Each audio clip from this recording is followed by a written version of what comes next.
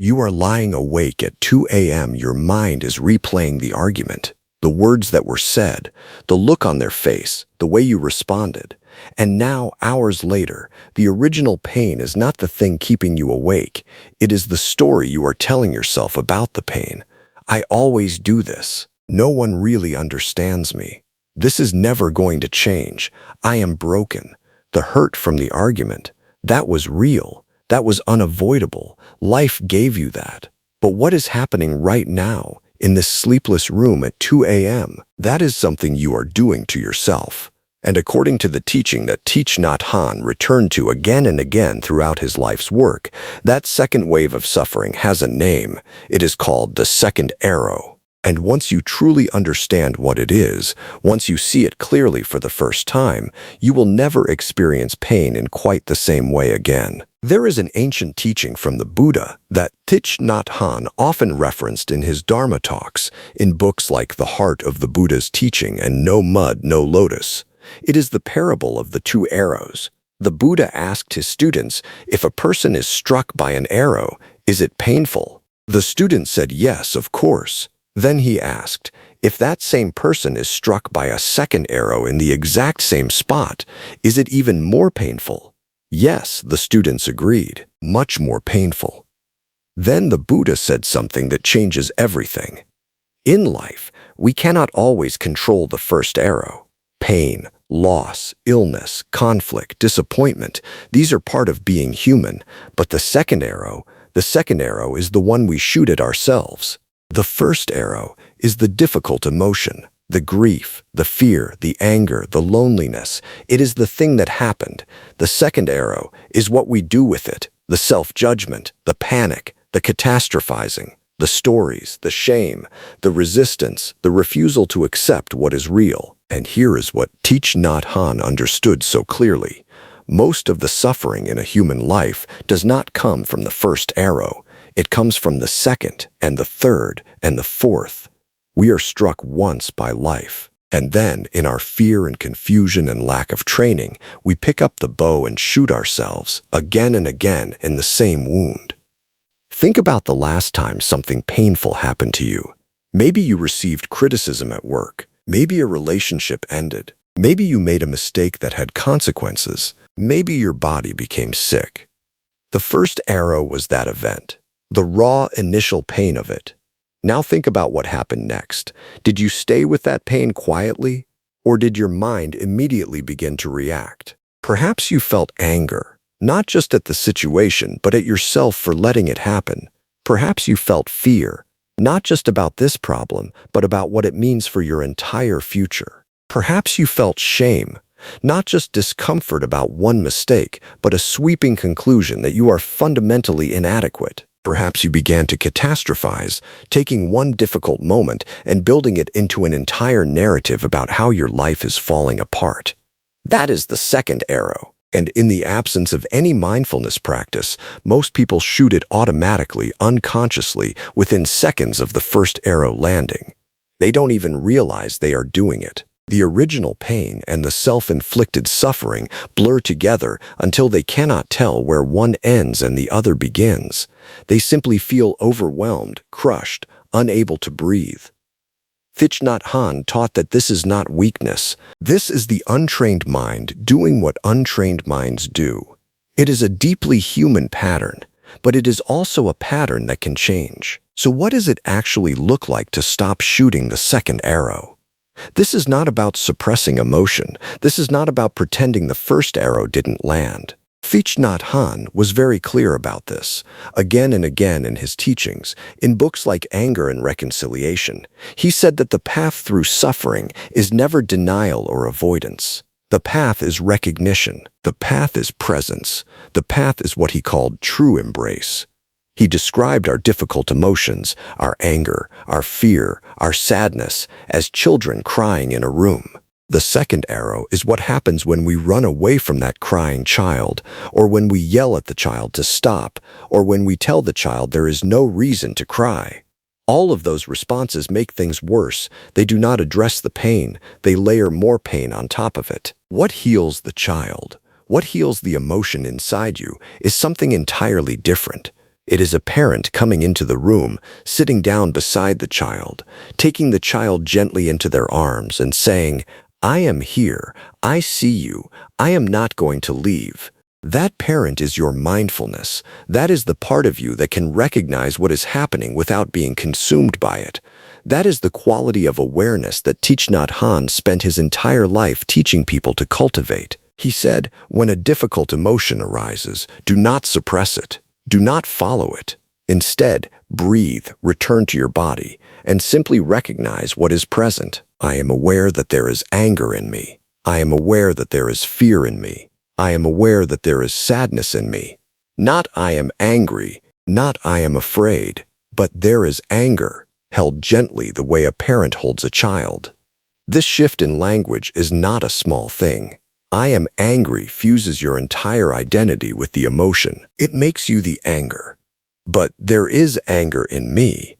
That creates a tiny space, a breath of distance, enough room for the parent to enter the room, enough room to choose, however slowly, not to shoot the second arrow. There is a practice from Thich Nhat Hanh's tradition that his community at Plum Village uses whenever a difficult emotion arises. It is called stop, and it is one of the most practical tools he ever offered. Stop, take a breath, observe, proceed. When you feel the first arrow land, when the anger surges, when the fear spikes, when the grief wells up, stop. Do not act immediately. Do not follow the reactive mind wherever it wants to take you. Take a breath, not a metaphorical breath, a real one. In through the nose, slowly, feeling your belly expand. Out through the mouth, slowly, feeling your body soften.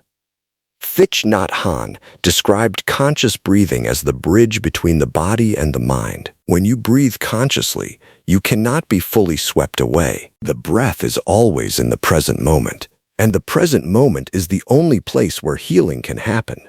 Observe, look at what is actually here, not the story about it, not the catastrophized future version of it.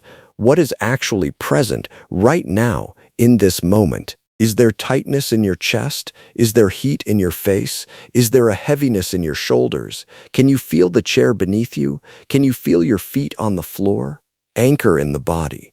The body is always in the present. The mind is often in the past or the future. And that is precisely where the second arrow is fired.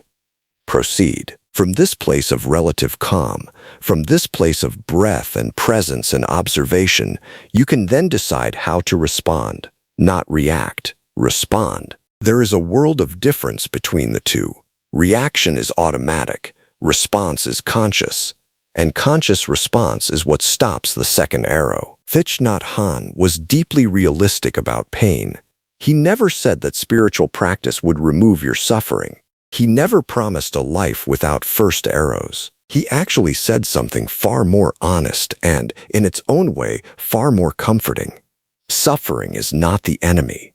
Suffering is the ground from which compassion and understanding grow. In No Mud, No Lotus, the title itself is the teaching. He wrote that you cannot grow a lotus flower on marble. You need mud. You need the murky, difficult, uncomfortable stuff of life in order to grow something beautiful. If you run from the mud, you also run from the lotus. If you try to have a life with no first arrows, no pain, no difficulty, you will find yourself unable to grow, unable to deepen, unable to really love. But the mud does not have to become a swamp. The first arrow does not have to become 100 arrows. The pain of this moment does not have to become the story of your entire life.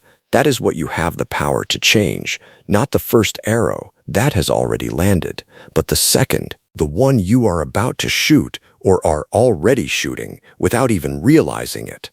There is a moment that Thich Nhat Hanh described in several of his teachings, a moment that many people recognize immediately when they hear it. He said, imagine you are walking along and someone kicks you from behind and you turn around furious and you discover it was an accident. The person who kicked you stumbled. They didn't mean to hurt you. In that instant, your anger evaporates. Nothing has changed about the physical fact of being kicked. Your body still hurts exactly as much as it did before. But the story changed, and with the story, the suffering changed. This is one of the most important things he ever taught. Our suffering is not just about what happened. It is also profoundly, powerfully about the story we tell about what happened, the meaning we assign to it, the narrative we build around it. The second arrow is almost always made of story. This always happens to me. I am not good enough. Things will never get better. I deserve this. None of these stories are facts. They are interpretations, and interpretations can be seen, questioned, softened, and changed. This is not toxic positivity. Thich Nhat Hanh was not asking you to pretend things are fine when they are not. He was asking you to see clearly, to distinguish between what is real, the first arrow, the actual pain, the actual difficulty, and what is added, the second arrow, the story, the self-attack, the catastrophizing. So tonight, or tomorrow, or the next time life sends a first arrow your way, try this. In the moment when you feel pain, pause. Take one conscious breath. Place one hand gently on your own chest, over your heart, and say silently or aloud these words that Thich Nhat Hanh suggested. Dear one, I know you are there. I know you are suffering. I am here for you. Say it to yourself, to the part of you that is hurting. Treat yourself the way a loving parent would treat a frightened child, not with judgment, not with urgency, not with a demand to immediately feel better, but with presence, with warmth, with the simple revolutionary act of not abandoning yourself in the moment you most need company. That is not weakness. That is not self-indulgence. That is the practice. That is what Thich Nhat Hanh was pointing to for more than 7 decades of teaching, the profound, life-changing possibility of meeting your own suffering with compassion instead of with more suffering. You cannot always stop the first arrow, but you can learn, slowly, gently, with great patience for yourself, to put down the bow. The second arrow is always a choice, and today you can begin to choose differently. If this teaching moved something in you, take a moment right now, before you scroll, before you move on, and just breathe. One breath, in and out.